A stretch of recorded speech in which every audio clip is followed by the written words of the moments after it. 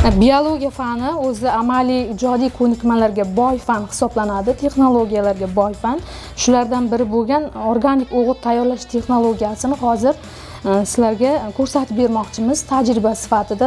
Buning uchun mana ko'pchilik hozir Sirdaryo viloyatida o'zi tuproqning unumdorligini oshirishga talab yuqori. Mevalarni biz ko'pincha isrofga chiqaramizda. O'shaning uchun biz mevalarni archilab, mana shu po'chog'ini tuproqqa solsak, buni har xil usulda solish mumkin. Xohlasak maydalab, qancha mayda bo'lsa, o'g'itimiz shunchalik tez chirib, yaroqli holga keladi. Meva, sabzavot tarkibidagi vitaminlarni tuproq o'ziga oladi-da.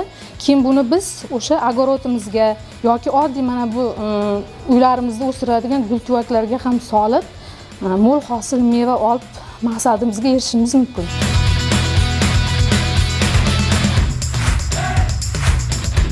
Bu tajriba orqali biz yana shuni eslatib o'tmoqchimizki, chiqindining zararli oqibatlarini kamaytirib, ekologiyaga o'z hissamizni qo'shamiz.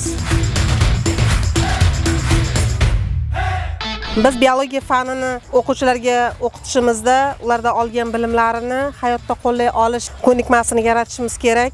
Pomidor ko'chatini ekishda uni kimyoviy o'g'itlar bilan emas, tabiiy o'simliklar bilan himoya qilishni ham yo'lga qo'ydik. Bunda biz ko'chatni ekib, uni orasiga rayhon ekdik.